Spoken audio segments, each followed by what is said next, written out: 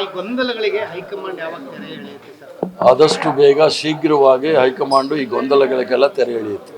30 ತಾರೀಕು ಅದು ಡೇಟ್ ಎಲ್ಲ ಕೊಡೋಕ್ಕೆ ನಾಟ್ ಎ ಕಾಂಪಿಟೆಂಟ್ ಅಥಾರಿಟಿ. ಆದಷ್ಟು ಬೇಗ ಎಲ್ಲ ವಿಚಾರವೂ ಸಹ ಹೈಕಮಾಂಡ್ ಗಮನಕ್ಕೆ ಬಂದಿದೆ. ಮಾನ್ಯ ಆಲ್ ಇಂಡಿಯಾ ಕಾಂಗ್ರೆಸ್ ಕಮಿಟಿ ಅಧ್ಯಕ್ಷರಾದ ಸನ್ಮಾನ್ಯ ಮಲ್ಲಿಕಾರ್ಜುನ್ ಖರ್ಗೆ ಸಾಹೇಬರು, ನಮ್ಮ leader of opposition Rahul Gandhi ಅವರು ಈ ಸಮಸ್ಯೆಗಳಿಗೆ ಪರಿಹಾರವನ್ನು ಹುಡುಕಿದ್ದಾರೆ.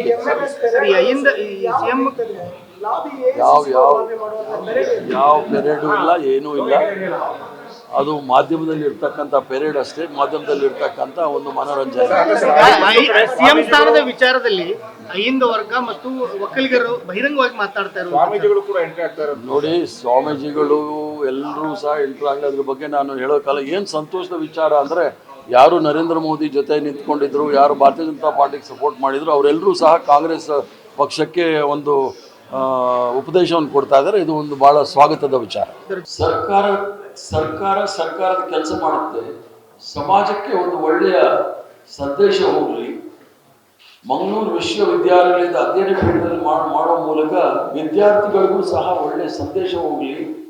ಎಲ್ಲರೂ ಸಹ ಸಹಬಾಳ್ವೆ, ಸೌಹಾರ್ದತೆ ಮತ್ತು ದಕ್ಷಿಣ ಕನ್ನಡದಲ್ಲಿ ಇರ್ತಕ್ಕಂಥ ಒಂದು ಸಹಬಾಳ್ವೆ, ಸೌಹಾರ್ದತೆ ಮತ್ತು ಜಾತ್ಯತೀತ ತತ್ವ ಇಡೀ ಪ್ರಪಂಚದಲ್ಲಿ ಯಾವುದೇ ಜಿಲ್ಲೆಗಳಲ್ಲಿ, ರಾಜ್ಯದಲ್ಲಿ, ದೇಶದಲ್ಲಿ ಕಾಣೋದಿಲ್ಲ.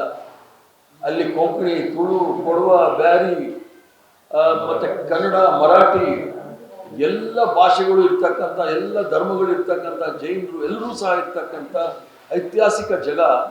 ಅಲ್ಲಿ ಶಾಂತಿ ಒಂದು ಕಾಲಕ್ಕೆ ಅದೇ ಶಾಂತಿಯ ತೋಟ. ಈಗ ಆಗಿರ್ತಕ್ಕಂಥ ವಿದ್ಯಮಾನಗಳಿಗೆ ಒಂದು ಯಾವುದಾದ್ರೂ ಒಂದು ತೆರೆ ಬೀಳುತ್ತೆ ಅನ್ನೋದು ನಮ್ಮೆಲ್ಲರ ಆಶಯ ಅಷ್ಟೇ. ಧನ್ಯವಾದಗಳು, ನಮಸ್ಕಾರ. ಬಾಕಿ ರಾಜಕೀಯ ವಿಚಾರ ಇವತ್ತು ಬೇಡ. ಕ್ಷಣ ಕ್ಷಣದ ಸುದ್ದಿಗಳಿಗಾಗಿ ಫ್ರೀಡಂ ಟಿವಿ ಸಬ್ಸ್ಕ್ರೈಬ್ ಮಾಡಿ, ಲೈಕ್ ಮಾಡಿ ಹಾಗೂ ಫಾಲೋ ಮಾಡಿ. ಹೊಸ ಸುದ್ದಿಗಳ ನೋಟಿಫಿಕೇಶನ್ಗಾಗಿ ಬೆಲ್ ಐಕಾನ್ ಮೇಲೆ ಕ್ಲಿಕ್ ಮಾಡಿ.